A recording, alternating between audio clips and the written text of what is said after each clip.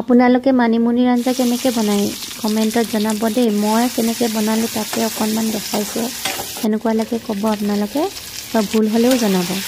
ফাৰ্ষ্টতে তেলটো গৰম কৰি লৈছোঁ, তেলত কেইটামান নহৰু দি ভালকৈ ভাজি লৈছোঁ। তাৰপিছত এটা পিঁয়াজ দি দিছোঁ, পিঁয়াজটো অকণমান ভজাৰ পিছত এটা বিলাহী দি দিছোঁ।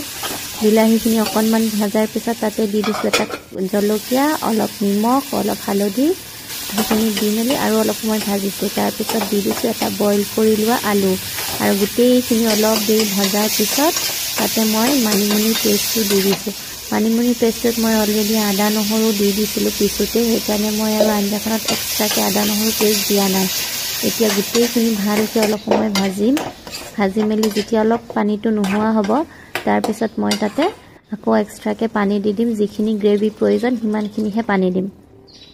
এয়া পানী দিয়াৰ পিছত যেতিয়া অলপ উতল আহিছে তেতিয়া মই তাতে মাছ কেইপিচ দি দিছোঁ। মাছটো বৰালি মাছ আছিলে, 4 পিচ মাছ আছিলে, সেইখিনিয়ে দি দিছোঁ। তাৰপিছত উতলি এয়া আমাৰ আঞ্জা এতিয়া ৰেডি হৈ গ'ল। খাবলৈ বহুত টেষ্টি হৈছিলে দেই, মই অকণমান মানে খাই চালোঁ। এয়া ধুনীয়াকৈ আঞ্জাখন ৰেডি হৈ গ'ল। কেনেকুৱা লাগিলে ক'ব দেই আপোনালোকে। Bye bye, thank U.